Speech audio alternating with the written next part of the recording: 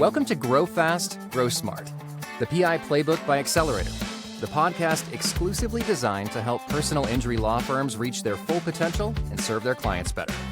Let's jump in. Have you ever wondered how your law firm can get access to Hollywood quality creative regardless of your firm size or budget? Today, we're going to talk about state-of-the-art creative tools in use by CJ Advertising. I'm Jennifer Floyd, CJ's Chief Creative Officer, and today I'll be talking to CJ's Senior Editor, Jim Higgins. Let's get started. Hey, Jim. How are you doing? I'm great. How are you? I'm doing well. Looks like you're at a shoot. Yes, we are shooting today, which is interesting because that's kind of one of the things that I want to talk to you about today. But first, before we get into it, tell everybody a little bit about your experience and your background. How did you become senior editor and what type of things have you done? I've been in the business for a little bit. I got started in the mid 80s. Crazy. But I started out in more of the production world, doing sound, lights, schlepping gear around, flying all over the place. And then I had the opportunity to kind of get out of that into editing about mid 90s or so, and have worked for a couple of production companies and went freelance for quite a while before starting at CJ 13 and a half years ago. And here I am. It's a long time. We were babies when we started together, right? I know. When I tell people it's been almost 20 years in lawyer advertising, I'm like, how can that be? I know. Well, thinking about the type of things that we do, a few years ago, we decided let's do something kind of big and out there and crazy for big trucks in that practice area. A couple of reasons for that. One, at CJ, we know you have to ask for what you want. We know that if there's a case type that you handle, you have to let people know. And two, it's a competitive and cluttered landscape. So we wanted to do something that really stood out. So I want to talk about the first time that we partnered with View Studios and kind of how that happened. So let's talk through the initial kind of coming together of that. A virtual studio, View, invited us to come and tour. What were your first thoughts when we went there? Oh, man. Wow was the first word. Like, quite literally, I had a lot of conversation going in my head. I mean, when you stand in front of an LED wall that's a little bit more than 2 stories high, 122 feet long, in a J shape, you're just overwhelmed by the possibilities. It's like, okay, what can we do? We could fit a lot in here, So that was my blow away moment right there. Was incredible. Agree. And you said fit a lot in there. For anybody who's not familiar, what type of things are we talking about fitting in there? Well, when we had our first tour, we were talking back and forth with the production manager and whatnot. And she was saying that believe that the shoot they had not too shortly before that, they had an airplane, a private airplane in there. I think it was for Amazon, but regardless, I was like, if you can fit an airplane, you can fit a truck. And if you can fit a truck, you can fit a car. And if you can fit a car, you can fit a motorcycle. So we actually found out a way of fitting car, truck, and motorcycle in there. No problem. I can go more into the efficiency of it, but that's my initial thought. Well, and for anyone who doesn't know, because this may be completely new to a lot of people, talk about how, we talked about having a truck on set. How does that blend into the background? Like, talk to us a little bit about the technology and how those things work together. There's some things in screen and there's some things actually in the studio. I think it's a good idea to give a little background of it. Shooting productions on a set with an LED wall started about 2015, 2016.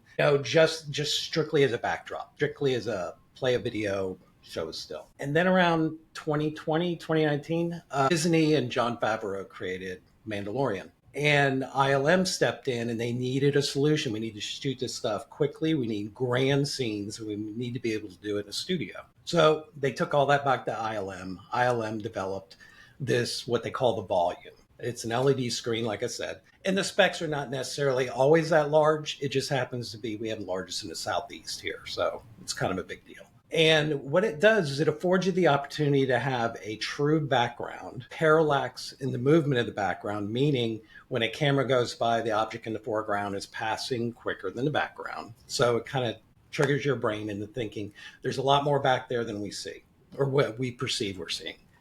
So you not only have that element, you have the midfield where you put the talent, and then you can actually put prop pieces in front of them. So when it's all said and done, you have a fully blown environment that you can shoot in, and the background is driven by a 3D environment. They are fully blown real-time 3D models that run in the background, and those backgrounds are tracked by a camera.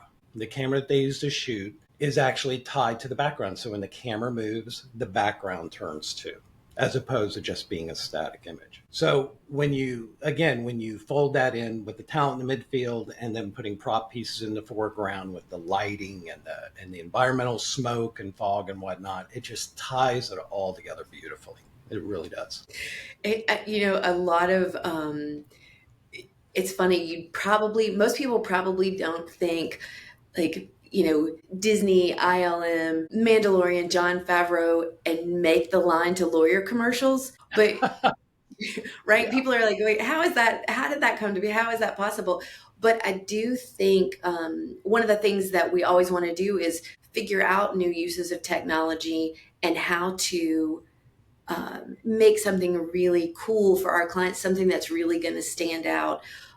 What are some of the ways that, as a team, we figured out how to make it um, doable and affordable for our clients?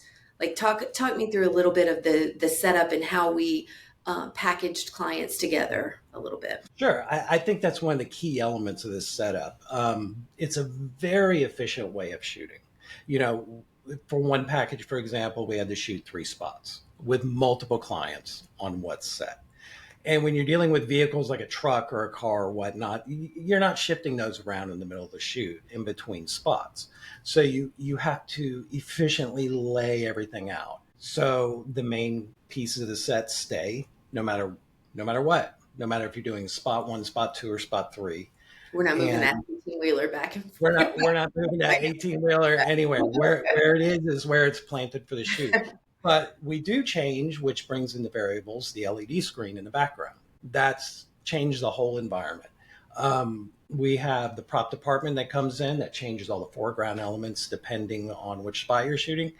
And quite literally, when you go from spot one, spot two to spot three, you may not realize it, but the main pieces never move.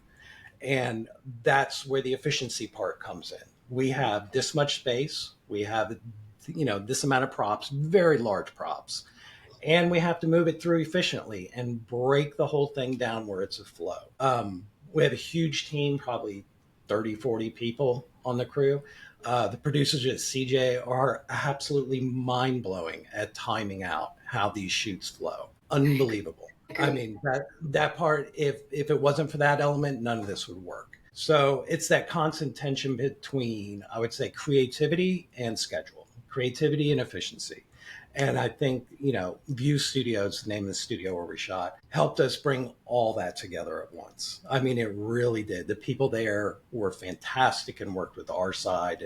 And I think efficiency and creativity were the key elements in this place. I agree. And I think that for our clients, because we have such a large client base, being able to group them together meant that they didn't have to kind of shoulder the financial burden of it, and they could all kind of get maximum benefit by working together. So something for clients and even friends of the agency, just something that we offer that makes huge kind of Hollywood level creative accessible to law firms, regardless of how big or how small. Um, Absolutely. do you remember any of the initial client reactions? Like the first time that they walk on set, the first time they see the 18 wheelers and the camera and all of that. Talk about how gratifying that is. It was great. I mean, I heard comments like, whoa, and you can bleep this out, holy shit. And all sorts of where they just stand there and their arms drop by their side and they just look all around. And that's a great moment to see. I mean, you not only have the efficiency and the experience of shooting with CJ, but you have that initial boom. It puts you in the mindset that you are dealing with something serious creative, serious efficiency.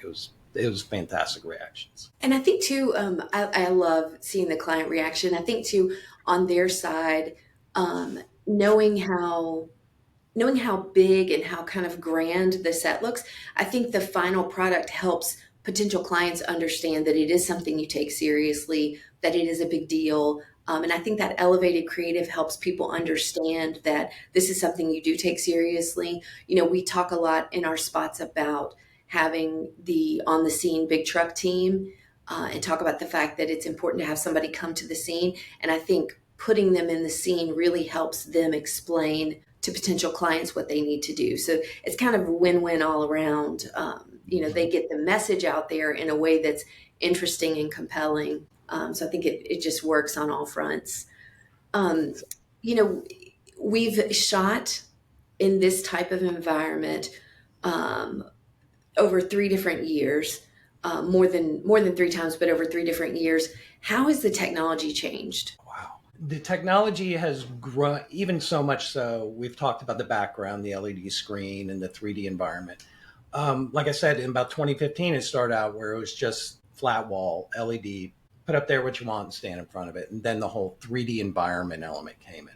That was another big turning point in all this. That's what made it work. Then beyond that, it's all about how quickly, how efficiently, how creatively you can put content in the screen. So, and that kind of brings you into, they have standard elements that you can choose from and have modified. You can have them create custom 3D models. And when I say 3D models, I mean, it could be a highway scene with an overpass and an ambulance and a police car in the back. We try to make it so transparent that you kind of wonder, is that in the background or that foreground? Is that a real car or is that in the background? Mm-hmm. And that's what the 3D component offers you, is that reality. I mean, just to kind of step back a little, when you stand in there the day of the shoot and everything's set up and you have this 3D background going, and we're like, you know what? Instead of dusk, let's do this at sunrise or daytime. It is quite literally letting them know when they change it. Shadows Mm-hmm. change, light changes, Mm-hmm. everything. The sun goes from one end to the, yeah. Yeah. Yeah, the shadow. Or that doesn't look like, we don't have trees like that Right. in our state. Can we, yeah. Yeah, and we Uh, swap them out, we get rid of them. mhm, And it's right there. It's literally, let's move this, let's move that, let's change mhm. this. And it's just incredible. It really is that much. Um, but kind of jumping forward, it's all about how efficiently, how quickly you can put the creative in the screen. And AI is starting to play a very big role in that.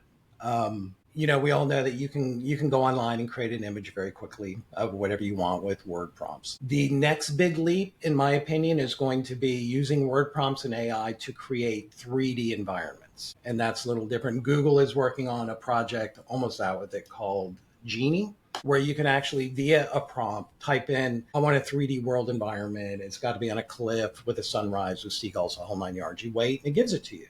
Instead of going in and actually having to create the 3D backgrounds, it's all about the efficiency and creativity coming together.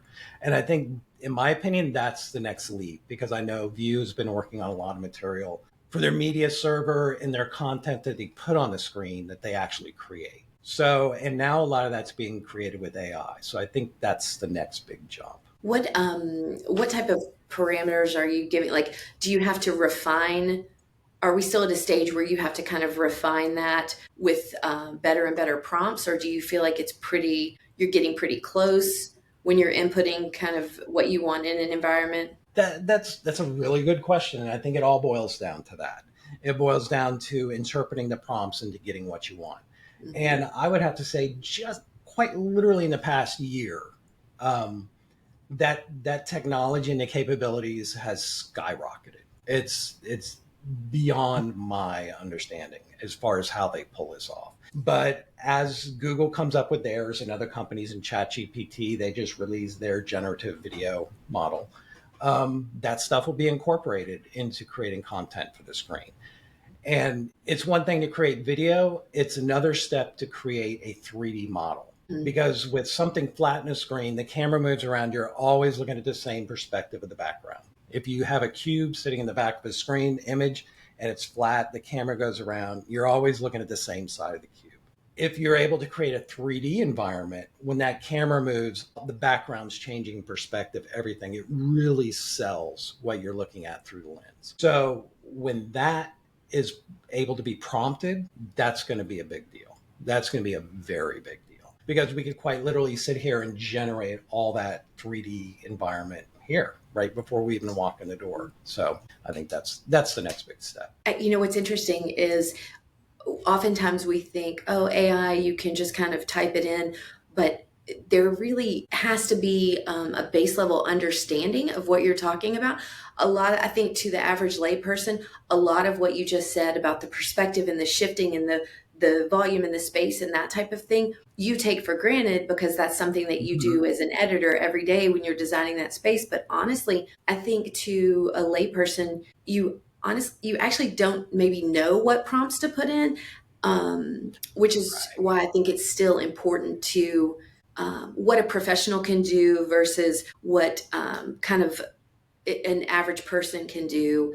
It's very different. I know even if, sometimes I will put in prompts to create an image, what I can get versus what one of our editors can get is wildly different. And it's just based on knowledge base. And I understand what we do in production, but just that knowledge base and really kind of the understanding. I mean, we've got people who on our team, yourself included, that create all kinds of magic, but you kind of have to know what to ask for. You have to know kind of what to tell it, or else you're just going to get kind of the flat, same old thing. And so I think that's a real feather in our cap to have people who have such knowledge about that type of thing. Absolutely. I mean, I think, AI and prompting and all this, at the end of the day, when you're prompting, you have to be a good storyteller, right? Mm-hmm. Anybody can type prompts. And sooner than later, the technology involved in creating 3D environments and videos and whatnot, that's going to become very easy. But what's going to separate the crowd are the people who can tell stories and the people who know how to convey your message. That's what's going to win at the end of the day. Because, the playing field is being leveled as far as technology and who can access it, who can use it, and actually financially doable for, the next door neighbor to do. But just like you said, unless you're a good storyteller, you know exactly what you're after. You're open to some pretty wild stuff, as you can know, you prompt. But you just have to be a good storyteller. You have to have a bigger picture, a bigger view of what you're working on. And so many elements go into that. There's a whole prompting thing where people say, if you prompt, you get it, it's done. That hasn't been my experience. So you have you have to bring it. You have to know the story. You have to know the client. You have to know what you're after. Those get the best results. If that answered your question, sorry. No, it does. And, also there's things that even that you and I know that you wouldn't necessarily think about. You were talking about the sunlight. And we were talking about how the shadows move. And I know from being on set, they'll say, okay, well, what time of day do you think this is? And we might say morning. And they're like, well, early morning or late morning, because early morning, the shadows are going to be like this, and late morning. And so they can dial in like it's 10 a.m. or whatever. But one of the things that I was thinking about is on our last shoot, we did something where it looked like a person was walking through the office, and there were like overhead fluorescent lights, and they had rigged the lighting so that as people were walking on a treadmill, as they would walk, the light overhead would kind of flash in time with what would be an overhead light. And that level of detail, I think, yes, we could have just had them walking and it would have looked okay, but each level of detail where you're getting like that kind of, I've walked past an overhead light, I've walked past an overhead light, I've walked past an overhead light.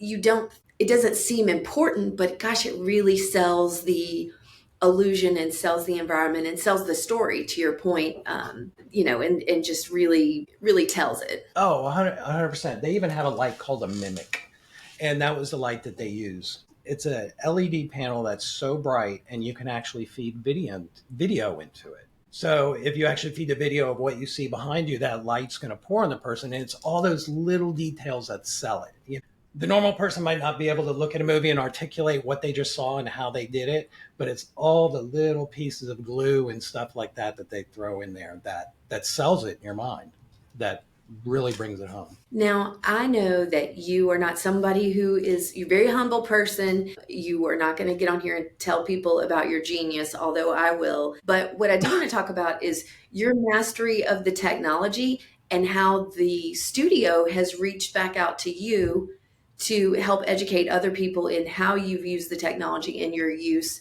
of that. I know you probably don't want to, but talk a little about that, because I think that's a big deal. Well, it was kind of cool. We wanted, for a shoot this big, you need to storyboard it, right? You need to know what you're walking into for for props and the flow and the whole 9 yards. But since we're dealing with it, just a finite piece of real estate, right? You have so much square footage, and we want to set up three different setups, three different shoots, keep everything in place. You have to make sure everything fits, right? It's very simple. So I knew that they had what's called previs or previsualization software for, you can use it for storyboards, but it helps you plan out what you're going to shoot.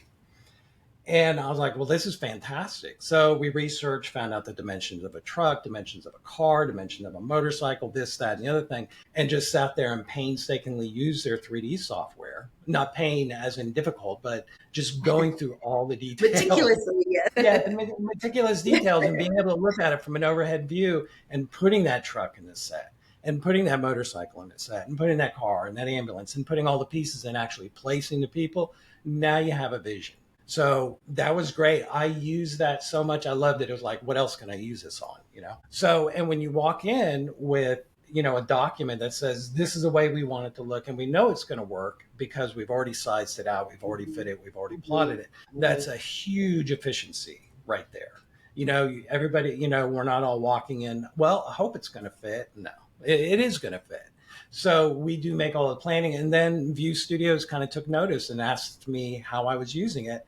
I sent them some of the project I was working on, and they liked it. Now, I kind of assumed this is the way they always used it. Apparently not. So it kind of got their attention. And I continue using it every time. And now and then they'll tap me and they'll say, can you do a beta testing on this software? And I'm like, heck yeah. So it's been a good relationship. It's worked out well. Yeah, we believe in being good partners, both to our clients, the studios that we work with. That's just the way we like to work. Yeah. It's so, and they like working with us too. Yeah. I mean, I mean, we come in, locked, loaded, and ready to go. We know what we're going to do. So, well, and to your point, you have made a lot of those decisions. I mean, if you want to think about kind of a budget and cost model, you making those decisions on paper with the measurements, or in software, I should say, not on paper, is very different than us having a tech scout, which is what it would be called, us having a tech scout in the studio and trying to figure everything out while you've got 10 people on the clock, 20 people on the clock. It's a very different world for you to figure it out ahead of time and then be able to say, hey, here's what I've mapped out. Here's how it will work. And then also the communication piece goes from, 20 people trying to figure out what we're doing to everybody being able to look at a guide and say, oh, okay, this is what we're doing. So it is really efficient in that regard as well. And it's no surprise to me that the company took notice, because it just makes the shoot go, that much smoother. Yeah. And there are a lot of capabilities of that pre-visualization software that I'm still looking forward to using. You can actually set up camera moves, or the camera actually moves. I mean, you can get very detailed on how you map things out. So next time.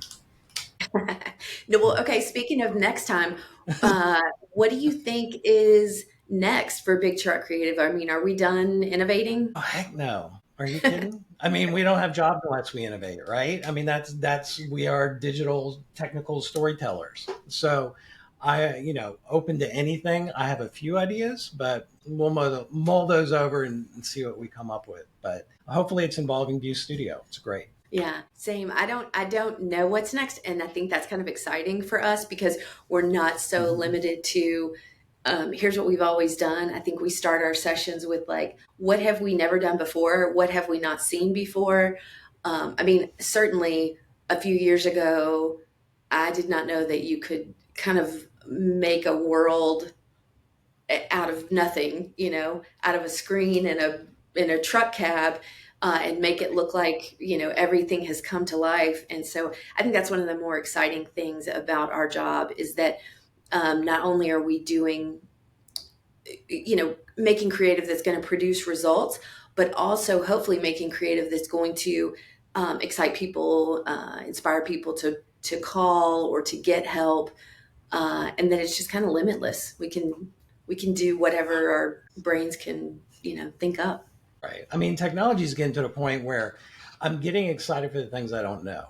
Right. Because I mean, I woke up a year and a half ago to the news telling me that, what's this generative AI video? You can create video with a prompt. What? So it was like that was a pivotal moment in how I, thought, or how I think about this industry. It's like, you can guess all you want, but just get excited about what's coming. And they are the best tools available for production, bar none. So, And a lot of people think that means that nobody will have a job because the computer's going to go off and do it all on its own.